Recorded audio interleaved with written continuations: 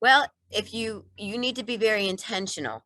So if you're setting up things outside and being prepared and setting up really nice things for your students to do, it could be, you know, gosh, it could be something where you're digging in the mud or you're looking for something.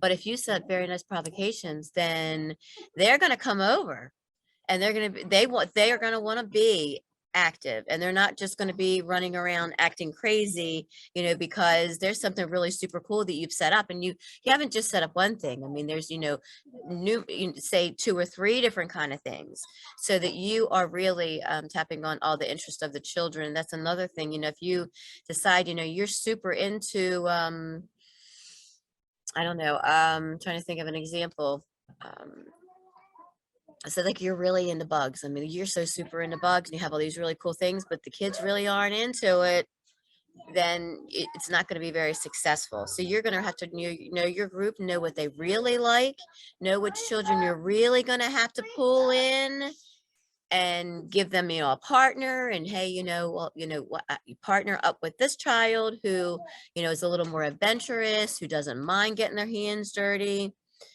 So bringing in, we want to do some, very intentional things, but then you also want to do child-led activities as well. And just because you set up something that has to do with, say, sunflowers or corn, doesn't mean that that's where you're going to end at the end of the day.